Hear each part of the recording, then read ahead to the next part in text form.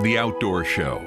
It's the program that puts you into the peaceful and beautiful home of Mother Nature. It moves you back to that calm fishing pond up north, one step away from Lake Michigan, or into your hunting blind on a brisk fall morning. The Outdoor Show. It's a peaceful program. This is not your mother's outdoor show.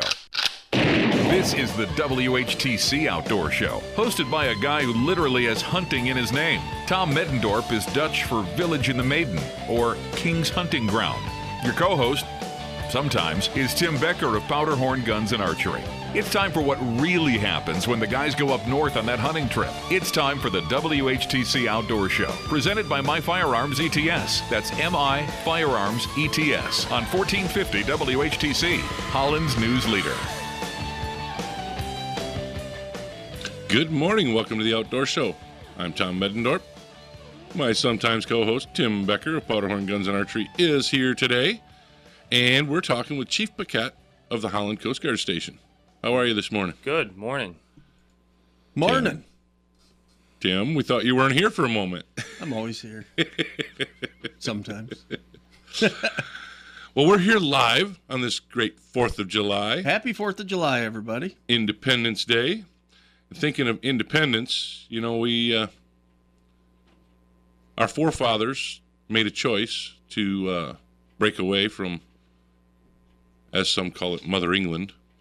And I just think about Independence Day. I think about with our country, we're independent. We have the ability to do what we want to do and make choices. And I kind of think about that being relative to us as individuals, too. We all get to make choices. Not that they're always the right choices, but we get to make choices. Like when I chose to bring a hot cocoa to my co-host, Timmy. You got it. Because he needs that hot cocoa. Well, it's only 60 degrees this morning, isn't it? Mm-hmm. It's cold. So I figured you'd be kind of standing out there going, oh, I'm cold. Come on, open the door. I want to get in. Yeah, this happens. Yep. So I got you your Biggby hot cocoa. Thank you. It's appreciated. You know, you guys were talking like crazy when before we started. As soon as Caitlin gives me the go ahead, then It's early. No more talking. Huh? You just gonna sit and stare at me today? That's it. I'm gonna make it uncomfortable for you. Well, you know, we make those choices, and we get the choice to have our Biggby this morning. You bet, and it's great. You like it? Chief has even got his. We love it. Yeah. Huh. And we could set it up. I even checked with him, you know, what he likes. Does he like dark roast, light roast? You know, what does he want? So I got you a Biggby's best. I appreciate it. Did you like it? I love it. Yeah. Is it gone yet? Tasty. No, not yet. Mine's almost gone. But that's because you gave me the 4-ounce. Thank you. The sippy cup. Yeah. Yep. Well, they have the small. Yep. I'm just watching out for your blood sugar. That's good. I appreciate it. You know, you're not supposed to have the hot cocoa anyway. Sure I am. You know, we have another new sponsor today. Oh, nice. Yeah. It is called Earth Solutions, and Earth Solutions provides services to clear your land. Nice. You know, we talk about growing food plots and everything else. Yep. Well, people might need to have a pathway cleared. Yep. You know, walking path, or not walking paths, but pathways to get the deer in there, or to clear a food plot. And he's got this nice. How do I put it? The setup is it's a tracked skid steer. Yep. And then it's got the big old brush hog on the back. He can cut up to 6-inch trees with that thing. No kidding. Yeah, it's got a 72-inch swath. So when you want to get that work done, you can get it done quick. Is it a brush mower he's got, or is it a Fecon head? Because he wouldn't have it on the back on a skid steer. No. Ah. Well, what'd you call it?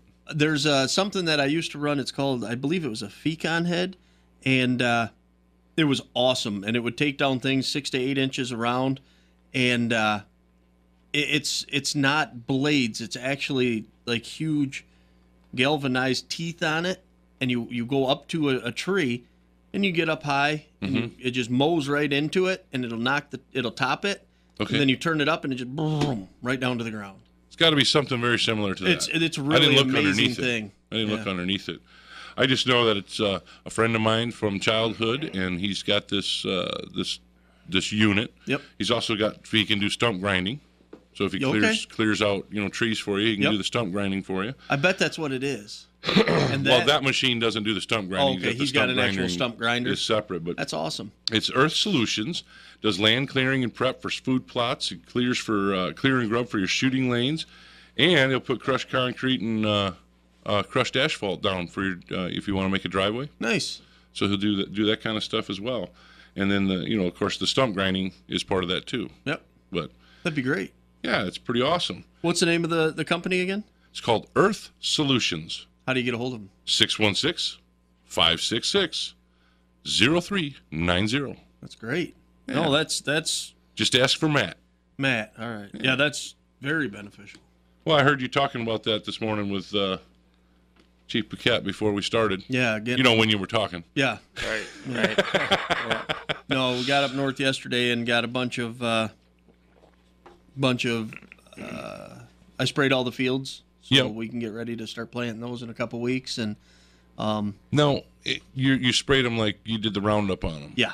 Kill them. Yep, kill the weeds down. Kill all the weeds. Yep. Now, at this point in the year, what do you put in for seed? What are you growing? See, all I ever use is just a standard field dry. Okay. Our area, that has been the best to plant there. The deer prefer that 10 times over anything else. We've tried it all. Therefore, you don't have to plant till later on. Right. And there's times that I don't plant until first week of September. Mm-hmm. And then by first week of October into gun season is just perfect. Okay. Yep. Now I do a lot of field dry, and then I also like to mix it in with some rapeseed for the late season. Yeah, that comes up, and as soon as the first frost hits, those deer just eat that thing up. Really? And in the winter, that rye is usually gone. Now, planting that rye, checking that soil, you do call the farmers co-op and get your soil tested, right? You bring a little sampler into them, and they can run it all through, and they'll tell you what you need for fertilizers and all this other goodies. And that is probably your best. Doing that would benefit you more than anything on trying to figure out what your ground needs. Like ours up there is terrible. Really? Terrible ground, yeah. Is that because it's a lot of woods and then all the foliage that falls and then... Woods and rock. We have tons of rock. Oh, yeah. I know where you're at. Yeah. That's right. It's unbelievable. Well, there's a lot of stone houses up there because of when the settlers went up there to clear the fields and stuff. They put they built their homes out of the rocks that they cleared out of the fields. Yeah. It was probably 6 years back. Yeah, I bet it was probably about 6 years back. I contacted a guy up there and said, hey, we've just been pulling these huge rocks up out of the ground every year when we're tilling. They just work their way up through. And we've been using a backhoe to come pick them up, get them off the field. And I said, why don't you come on up? And he says, yeah, we'll buy those rocks from you. Right. And he was a local guy. He came in, and in one day, off of one field, about a field and a half, he removed 155 tons of rock. Tons? Yeah. Wow. It was nuts. I think it was 5 or 7. He's got those rock trucks with that special... The special whatever. Yeah. And he came on in, and, he removed almost 155 tons. Wow. Yeah. Wow. Well, guess who's listening? Who? Wow. Matt from Earth Solutions. Oh, good. He sent me a text. He said it's an extreme brush hog is what it's called. Nice. It's called an extreme brush hog. That's great. But I've seen those things work. Oh, it does quick work. Well, yeah, you want to get the land cleared. You want to get the some shooting lanes cleared out and grubbed and everything else. Those things just eat right away, which means it's going to happen fast. So you're not going to be paying an exorbitant rate to get it done. And he knows his stuff when it comes to hunting. Oh, yeah. So for people that are looking for that kind of thing, he also knows his stuff when it comes to excavating. He's been doing that for, let's see, a long time. 20-plus years. No kidding. Holy cow. Yeah. Driving trucks, running equipment, all that stuff. Kind of like you. Yeah.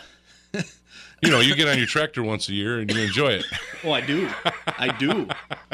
But no, and stand back and watch sometime when somebody like Matt that knows what they're doing on a skid steer. It's amazing how good they are and how quick they are. Oh yeah. And then you get me on one, and it's a mess. Well, here's the beauty. If you're one of those guys with the wheeled skid steer that bounces all over, get a tracked machine. You know it. You get the tracks on there, you won't bounce so much. Yep. Yeah, it's makes sense. Yeah, it's something to see when somebody knows what they're doing on machinery. Kind of like when you see somebody who knows what they're doing with a boat. Like a captain. Yeah. Watch them drive and come into the dock. Yeah, that's right. Yep. Or maybe a coastie. Yeah, a chief. Only if he's a chief? Chief. I'm pretty sure there's some good drivers out there. I'm positive of it, yeah. Especially if they're under Chief's command. Chief's command. Yeah. You better be a good driver. We got good boat drivers. Yeah, that's we good. do. That's great. Yeah, I think about when you come around to the 4th, it's like halfway through summertime. Is it really already? Yeah. Well, yeah. Yeah. Now you got to get prepped for fall. You got to get the things done, get all that stuff ready to go, and that's when you use Earth Solutions. Yeah. Because that's when you need to get it done. You don't want to waste time. Hey, shoot that number out once more, because this is something that everybody that hunts and wants to be interested in food plots or just clearing areas should get a hold of Matt. Well, definitely. Give Matt a call, 616-566-0390. Perfect. That's 616-566-0390. Yeah, you got it right this time instead of stumbling. Hey, sometimes my tongue gets in the way of my eye teeth and I can't see what I'm saying. I believe this. You do believe it? I believe this. Yeah. Well, if you've got the grass to cut, because we haven't had that hot summer, where the grass dies, and now you got to cut it like twice a week yet still. Well, you're going to want to get down to Westenbrook Mower, where they service what they sell. All units are ready to use when they leave the store, and Westenbrook submits your warranty information so you don't have to. Stop into the Holland or the Jennison store, check them out on your computer at westenbrookmower.com, or call them at 616-396-5733. The lines are open. Give us a call, 395-1450. We'll be back here shortly on The Outdoor Show.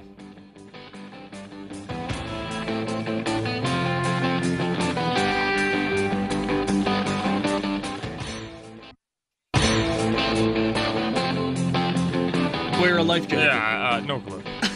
Back to The Outdoor Show. Brought to you by Michigan Firearms, your personal protection and concealed carry specialists.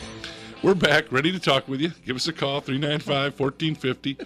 I'm sorry I'm chuckling, but these guys, they make jokes when they're not on the air, and then there's no jokes when they're on the air. Right. You told us we weren't allowed to talk. That's right. No, I've been begging you to talk. Oh, well, go ahead and beg while everybody's listening. We have to go from, clearing your site and so on using Earth Solutions. Yep. 566-0390. Nice. And That was pretty good. That was really we good. got to move over. We're halfway through summer, and I thought about it. Small game starts September 15th, right? Of course, coyote starts up again July 15th. Okay, I knew it was in July sometime. And you got the no close season on things like woodchucks and everything else that we've been talking about. But right after the small game starts, what's the first thing to start after that? Bear. Oh, Early goose. No, bear. Early goose is actually Early goose before. does. I'm trying to Yeah. lead this over to Chief Paquette because he's the waterfowler. Oh, Right. That's right. Early goose. that's right. That's September 1. 1. Yeah, that's the September 1, and it's not on Labor Day weekend this year Right. because Labor Day weekend's bumped out, blah, blah, blah, all that good stuff. Yeah. September 1 for that early goose season, right? We're Do looking you ever get forward to hunt it. that, or you're pretty active? Yeah, then, we're aren't still you? pretty active. I mean, I can get out once or twice, but yeah, people are still on the water in September. Yeah, you got to kind of do your job, huh? Right. Yeah, that's right. I know it cuts down on our fishing time Right, too, but that's that's right. all right. The People cool, need to be the safe. cool part about doing his waterfowling, he doesn't have to do any land prep. True, It's true. true. They don't do extreme brush hogs off the front of a Coast Guard boat, do they? No, not yet. We should though. Yeah. There you go. Clear a lane to get into the swamp. New mission. Yeah, Extreme brush hog on an airboat. I just want to be on an airboat. I could see you driving an airboat around. Captain Tim, There it is. you bring it, I'll drive it. Well, with being a captain and all, Tim, what are you captaining? Everything I can. Is that a word, captaining? Is that a word? Captaining, new word to me, but Okay. let's roll with it. Yeah. Coast Guard approved. You heard it here. Well, usually when somebody becomes a captain, Yep. they take people out. They guide them. Yep. What are you going to guide them for? Everything. Well, tell us. Everything doesn't help us out. I'll even take you for sunset cruises. Tim, the listeners want to know. I'll take it for sunset. No, my main thing is going to be Asian carp on the Illinois River. You got some coming up? Oh, yeah. When? You name it. We're doing it. No, I've actually, I started booking as soon as I got my license for the week after, starting on August 8th. I started to book up, and I had quite a bit booked, and now yesterday. So these hunts, the Asian carp hunts, they'll start in August. No, not necessarily. You will do earlier? I'll do July. You can do next week? Yep, I could do next week, no problem. I've done them as early as the 1st of June, and they're always good. For somebody that hasn't done it before, will go on the river with me and say, "Oh my goodness, look at all these fish! You're going to see thousands a day jumping." But the warmer weather of July and August it's 3 times as good, which is tens of thousands of fish. Wow. Yeah. Well, I remember your first story is you were on the Illinois River the first time you told me about it. Yep. You're on the Illinois River and there's no fish jumping. Yeah, well, that was amazing to me because I was originally, me and a couple friends, probably 7-8 years ago, wanted to go and experiment, get to experience these jumping fish. Right. And we called on the only existing charter out there at that time. Now, as far as I know, there's only 4 of us. And as far as I know, now don't quote me on it, I'm the only one from Michigan. Really? That goes down there. But talking to the Illinois DNR, they said that there was 3 registered Asian carp guides. Okay. And now I'm the 4th. And that's just what they told me. But anyways, we went down there and we made a phone call to them, and they wanted, it was $1,100 or $1,200 for the day. Yeah. And I thought, oh my goodness. So I was watching one of the videos on there of people going through, and I saw from deer hunting down there a caterpillar plant in Peoria, or right around there. I don't know if it's Peoria or Pekin. And I said, I know where that is. So we got a boat and down we went. Well, we talked to all the locals there, and they said, yeah, nobody will go on the river. Them things are they're everywhere. So we sat down in Pekin, and we started coming back north up the river, and it was 2.5 hours, and we had never seen a fish. And I thought, oh my goodness, this isn't happening. This is not happening. And you're wondering, what's all the big to do in the news? Yeah, well, it was about 2.5 hours into it, and I got wet. And then I saw a splash, but I never saw the fish. It came right next to the side of my face.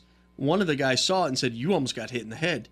And I said, well, where was it? And we went another 30 minutes. Never saw a fish. Well, I thought this was conducive to your past days where you always fall down on the boat, that you fell down and hit the fish. Oh, that too. You can go down.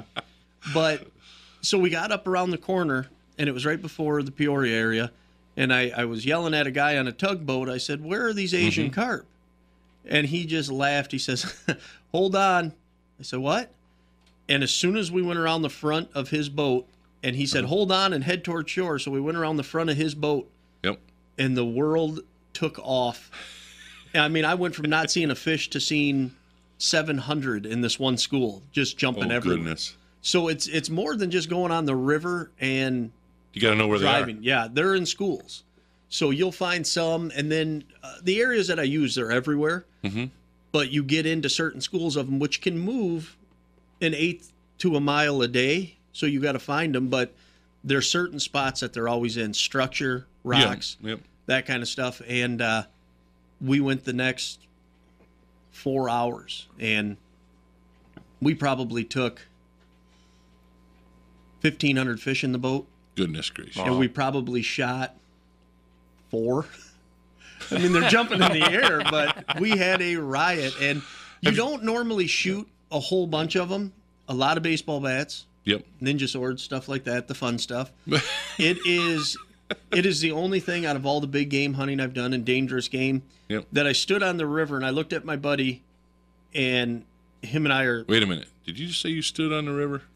Well, next to the river, on shore. Okay. I stood next to the river, and I looked at my buddy, and I said, you know what, I got to be honest, I'm nervous. I mean, these fish are jumping in the boat. Well, I've seen videos where people will wear football helmets. Oh yeah. Yeah. Oh yeah. They get knocked out of the boat. Yeah. Yep. Now, have you ever been stationed, Chief, where I there's... have not. No. Have you ever seen them, Chief? I've never seen them jump out of the water. I've never been close to them, but I've seen it on videos where YouTube people are and getting whatnot. pretty seriously Oh, yeah. injured because of them. yep. I bet you can't wait till you retire so you can go with Tim. Yeah, I'll go. Sure. Yeah, you got to sample it sometime and take Right. a look at it and see what it's like. It's an amazing thing. It really is how believe much these things jump. They will come in the boat. Well, from out on the water to back on the land, if you're gonna get set up for that deer season this year, and you got a place that you think is going to be good for the deer, you need some shooting lanes cleared, you got to have some ground cleared to put your food plot together, get a hold of Earth Solutions, 566-0390. Talk to Matt. He'll take care of you with the Extreme Brush Hog. He's got the stump grinding. He can build a driveway for you with the crushed concrete, crushed asphalt, all the good stuff that goes with it. After you get that done, go talk to the Farmers Co-op Elevator in Hudsonville, because it's your food plot headquarters. They have over 40 different seed varieties to choose from. They also provide in-house soil testing, as well as fertilizers, lime, and equipment and the equipment to plant, maintain, and get maximum performance out of your food plot. Visit the Farmers Co-op at 3302 Prospect Street in Hudsonville. For a complete list of products and services, check them out online at fcelevator.com. Lines are open. Give us a call, 395-1450. We'll be back here shortly on The Outdoor Show.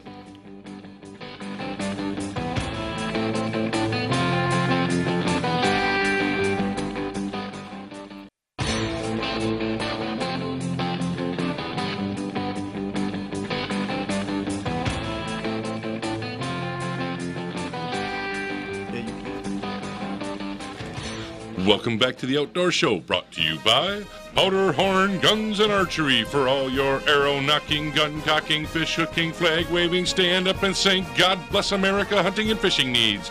Lines are open. Give us a call, 395-1450. We're back, ready to answer your questions right here on The Outdoor Show. That's a great thing to play on the 4th of July. I know it. It just That worked is out just nice. great. Sounds We have great. a caller on the line. Oh, perfect. Oh. That was a quick response. I said, lines are open. Give us a call. Boom. I see the signal for call. Excellent. Morning, caller. How are you? Pretty good, Tom. How are you this morning? Excellent. I got to get a favor from you. Uh-oh. What's that? Would you email me Bob Cole's email address? I can. But All right. me and my hearing, who am I speaking with? Herb DeWeird. Oh, Irv. I'm out scouting geese this morning. Are you? Yeah. We were talking about geese just a little bit ago. Yes, I can get you Bob's number. Yeah, I got some work for him. Awesome. I will take care of that before we leave the studio this morning. All right. Appreciate it. You didn't drop a gun in the water, did you? No. Oh. I need some trigger adjustment. He's Yeah. the man. He is definitely the guy. Definitely the guy. What'd you find so far this morning when you're doing your scouting? There's a few geese in the area. The young ones haven't all started to fly. A lot of young ones can fly already. Uh-huh. But once they get all this hay down that's been standing forever, Yeah. they'll start showing up on the hay fields. I've been watching the hay fields because they're all coming off now. You know, everybody's getting the bales off there and cutting it and taking the bales away. And I've been watching to see if they come around by my house because I got the river and everything. But I don't get a lot of them by me. What's the reason that I don't get a bunch of them right by me? Well, there may be no feed, no regular feed there, during the year. Mm-hmm. There's because we got a lot of soybean and stuff right now. Yeah. When they start combining the wheat, then you got to start really paying attention. Watch the wheat fields. Yes. Excellent.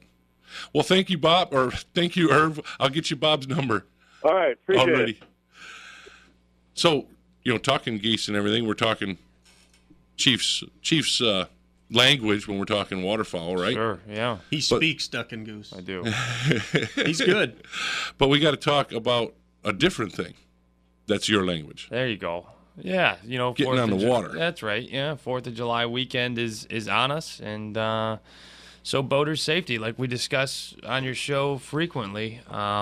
We try because we really don't like hearing the bad things that happen. Sure, absolutely. I want people to be prepared. Yep, and one way to be prepared for the 4th of July weekend is knowing that there's going to be a lot of boat traffic out there. There's probably going to be a lot of kayaks and stuff out on the water. And paddle boards. Sure. You got to watch out for them. I mean, we were out in a recreation area to the north here, and we were pulling tubes. And, of course, you can make a pretty big wake when you're pulling tubes. Right. And then I noticed a couple of kayakers up along the shore quite a ways ahead of us. So I turned out to get away from, hopefully the waves will dissipate a little bit before they get to them, because they looked like they were pretty inexperienced, new. And I really didn't want to roll them over. Yeah. Because if they're sitting cockeyed when those waves come through from tubing, it's not a pretty sight. Right. So, but now when we get out there on the water, Chief, I think about the fireworks. Yeah. We went, the last time we were out there to watch the fireworks on Lake Mac, we did the GPS tracking so we could follow our track straight back. Sure. Because you get some people have spotlights. We've got some spotlights and stuff, but you don't want to sit there and just shine it all over while you're trying to travel, because then nobody can see your red and green lights to see which way you're going. That and you're blinding other boaters. Well, that's the fun part. No. Right. We're keeping you in business. But we ran the GPS tracking because the buoys, as you get up into Lake Mac, they're not lit. Yeah, over there by the Narrows in Lake Mac, you got unlit buoys. Yeah, and I'm almost positive somebody hit one, because there were plenty of boats behind us that were off to the sides and stuff, and we went right past the buoy because we had tracked it, and we stayed right on our track, right. And that buoy was right there, and there were other people that I don't know that they had to bump into those things.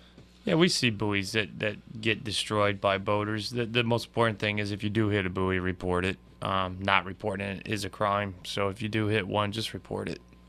Just call the Coast Guard? That's right. Yep. And say, hey, I killed your buoy. I hit a buoy. Right. I hit it good. Yep. So what do you see the most on a holiday like this as far as accidents and things? Yeah, some of the big things that come to mind are people that are navigating through Lake Mac or even Lake Michigan on bigger vessels. Sometimes they don't see kayakers or paddle boarders. So, it's always nice to have somebody on board designated as a lookout for you, just to help you out. You're like driving a spotter the boat. for water sports. That's right. You're driving the boat, have one of your buddies be the lookout. That way you're being safe. The other thing that we're seeing a big trend in is unserviceable fire extinguishers, which is an automatic termination of voyage, which means we have to take you back to the dock. We have to write you up on it. We don't have a choice in the matter. There's a few things that we don't have a choice in the matter, and that's insufficient life jackets on board and unserviceable or missing fire equipment. When you say unserviceable, these are those little ones that you get, and they can't be recharged. Right. When they're done, they're done. Yeah, so just yesterday we did quite a few boardings, and we noticed that there was a few fire extinguishers where the cap itself, the little pop tab there, is completely broken. So if you do have a fire on board, you're not going to be able to combat that fire. Right. So it's good to check your gear prior to going out every time. We do it. I do it on my own personal boat. Check the gear, make sure everything's serviceable. If you're wondering what kind of requirements you need on your vessel, give us a call, give the Coast Guard Auxiliary a call. They'll gladly come out to your boat and inspect it for free. Yeah, I was just going to say the auxiliary, Yeah. they'll come out to your place and check it out. They'll come out to any boater's place and check it out. Yeah. Yeah. Because I talked to him when I first started boating years ago. I said, what do I have to do? Because I'm kind of nervous about this. I want to be a boater. So the auxiliary, they went through all the stuff with me. And they're people that they may not have even been Coast Guard before, right? Right. Most of them haven't. No, they're just volunteers, and they do a heck of a job for the Coast Guard, doing boaters education and vessel examinations. The one thing we really got to touch on is the new alcohol limit on the water is it's 0.08, just the same as the road. It used to be 0.1? 0.10. Yeah. That's right. So 0.08. And with the holiday weekends, we know that people do like to partake in beverages. We want to get the message out there very clear that it is dangerous to have alcohol in your system while driving a boat. The sun beating on you all day, it hinders your judgment enough, and you don't need alcohol to help that along. So, well, and that's the dehydration. That's right. And what a lot of people don't realize, when you drink alcohol, it's a toxin that dehydrates your brain. Right. Makes your judgment poor. So we can't stress enough to have a designated driver, especially if you're going to go out and enjoy the fireworks and you plan on having alcohol, just to have a designated driver. And for your callers out there, if you want to call in and you have any questions on boating safety, anything, give us a call now. Yeah, feel free to give us a call. Ask any questions you want to Chief Paquette. We'll give the answers, and then everybody can hear them. You bet. That's right. So. 395-1450. It's funny because you say it like a question. I do. I figured that's it, but after all the times I say, lines goes. are open, give us a call, 395-1450. You bet. But no, any questions at all out there, call here, talk to Chief, ask him. If you don't feel we got till 8 comfortable. o'clock. We got a break coming up, but we got till 8 o'clock. Yeah, and you can always call the Coast Guard station at Holland or any nearest Coast Guard station, and we'll gladly take your questions and answer them to the best of our abilities. Excellent. I was kind of thinking.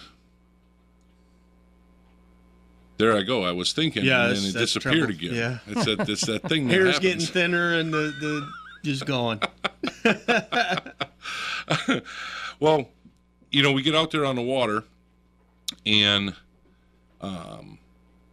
night travel. Yeah, sure. People not making sure their lights work properly. They got to make sure their lights work properly. And we'll come back to lights and stuff in just a minute. We do have a caller. Caller, how are you this morning? And are we there? There, I hear him. Good morning. Morning, Tom. How are you this morning, Bill? Good. Awesome. Couple questions. Ask away. We live in an apartment complex here, and we have a pond that's inside the building complex, if you know what I mean. Yep. Okay, is it possible that somebody could come in there and take a female duck? Come in there and shoot them? Well, I don't know. We had a late batch of ducklings. There were 6 of them, and the mother is gone now. Oh, okay. Hey, so let me ask you a quick question. Do you have any type of snapping turtles or northern pike or anything in there? We have 2 snapping turtles. That could be a possibility of why she's gone. It could also be coyotes. Well, I'm just curious. Do you mean the duck's gone, Bill, or do you want to get the duck removed? Well, it's fun to have the ducks there, Right. Because we had 2 batches, one early this spring and then early this summer. Uh-huh. But I haven't seen them. But one of the guys out there saw a snapping turtle. Yeah. So the duck is missing right now. Yeah. Yeah. Gotcha. I think wildlife could have played a big part in that. Yeah. It's unfortunate, but that does happen quite often. And Chief, you know a lot more about ducks than I do, but that's definitely a possibility, isn't it? Oh, sure. Yeah. Ducklings are on the menu for snapping No. turtles. Mama's gone. Oh, yeah. It's not uncommon for birds to abandon, their. Well, at this point in the year, Chicks. too, they're, like Irv was saying, they're not all of them are flying yet, but some of them are good to go. So then they do get that abandonment. But it is possible she flew away. Yes. it is possible. Yeah. There's Anyway, she had 6 little ones, little ducklings, and 2 of them are gone. and that could have been. They kind of think the snapping turtles got them, but Yep. Yeah, the snapping turtles can. I've watched. I don't know if you guys have ever seen a mink take a duck. Oh, really? No. Canoeing. When you go canoeing, you get to see a lot. Yeah. And I've watched a mink take a duck out of the water, as well as watching the snapping turtles. No So kidding. it's pretty interesting. Yeah. is there any way of catching a snapping turtle? I don't know legalness of doing that and not till- when and how. I would Yeah, contact not till the July DNR. 15th. July To 15th? take it, you can take them after July 15th, but they have to be. These are old numbers. I'm not positive on this, but if they're 16 inches from front to back on the shell, and then they can be taken. No, they have to be 12, but up to 16 they can't. Now, That would be a large snapper then. yeah, they got to be a pretty good sized snapper. But how about let me think here. You stay on the line, Bill, and give Okay. Caitlin your phone number. Is it a new phone number? Yeah. Give Caitlin your phone number because Irv, who called in a little while ago, Yeah. he takes care of stuff like that. Because I remember when we lived on the farm, we used to go down to Heller's Creek. I don't know if you're aware of that. That's on Riley and Yep. East 112th there. Uh-huh. And we saw a big snapping turtle there once. Oh, yeah. And they were huge. There's some big ones where you grew up. Yeah. Because you remember I grew up just north of that. Yeah. But And go ahead. we'll have Caitlin will take your number because we got to go to a break. But Caitlin will take your number, and then I will send that number to Irv also so he can give you a holler. Okay. Alrighty? Okay, 834. Oh, he's going to give it to us, Caitlin. 834 Yep, 7328. 7328. Yep. Oh, alrighty, Bill. Got it. Thank you very much. Appreciate your help. Thanks, Not Bill. a problem. Thank you. Bye-bye. The Outdoor Show is brought to you by Advantage Marine in Zeeland with competitive prices and personalized service to meet all your needs. Repair, storage, winterizing, parts, and more. Call Advantage Marine in Zeeland at 616-748-9235 or stop in and see Dave at 8755 Riley Street in Zeeland. That's at the corner of 88th and Riley on the northeast side of Zeeland. Lines are open. Give us a call, 395-1450. We'll be back here shortly on the Outdoor Show.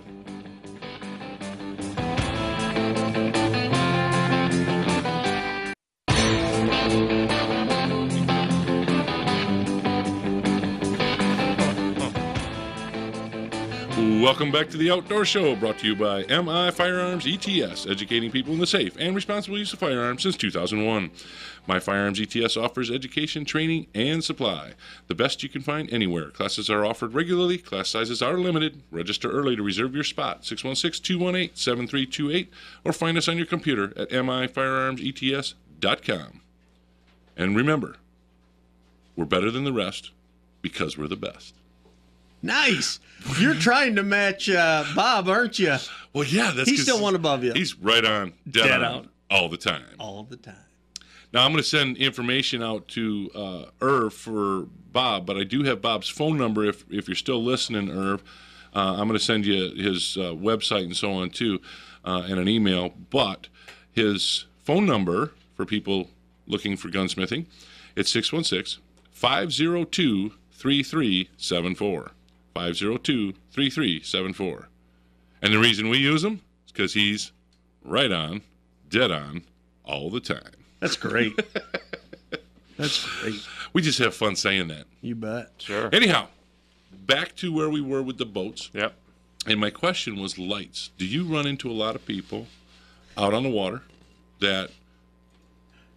Are you laughing because I said run into a lot of people, Tim? I'm just thinking about lights. Right. Where they don't, I know what you're thinking about.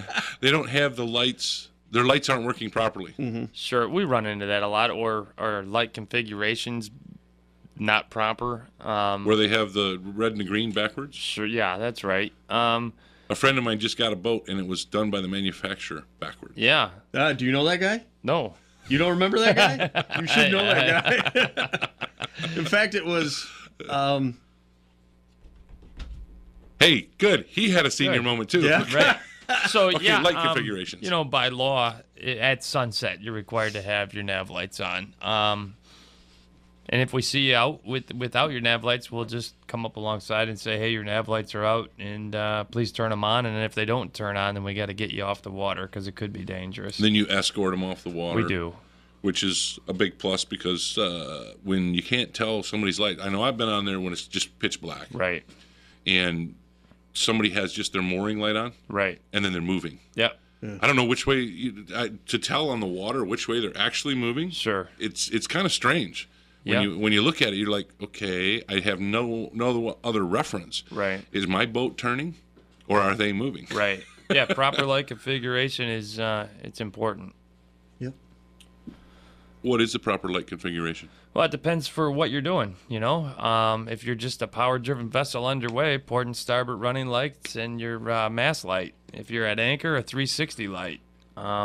So 360 white light. You know, and then towing has its own configurations and everything else. So each job that you're doing on the water, Now it's getting complicated. right, requires for the most part. I got a though, red one, a green one, and a white one. For the most part, your listening should have public's two going to of have the red, the white, the red, the green, and the white. Should have. You just said, Tim, should have two white ones. Yeah, you should have one for your anchor light too. That's 360. If That's you're at anchor. the one I'm talking At your about. at anchor. Yeah. Well, stern. Got the white light Your on the stern back. light. Yeah. Isn't it supposed to be That's yellow? 360. No, for your stern light? No, it is white. Yeah, yellow's towing. Yep. Is he a captain? Yeah, that's Captain. Don't get things confused now. Right. So, we got a little bit of time here, not much. What are some of the other highlights that we really want to mention about the holiday weekend? Because the water is super busy. And super cold still. Oh, yeah. Right. So, It is super It cold. is. Yeah. So here's some key things that your listeners can take. We always preach take a boater safety class, right? We can't stress that enough. If you're not familiar with rules of the road or proper navigation, that'll help you out. Always have a float plan. If you're going to be underway, tell a relative, tell a friend what time you're leaving, where you're leaving from, and what time you're going to be back. That way, if you break down and you're not back at that specified time, your relative or your friend can call somebody to get you some help. Just like our trip plan for hunting. That's we right. have a float plan for Same boating. thing. Yeah. And then you always wear a life jacket. They're required to be on board. We always say wear them. We wear them every time we're underway. They'll save your life. Yeah. And have a designated driver.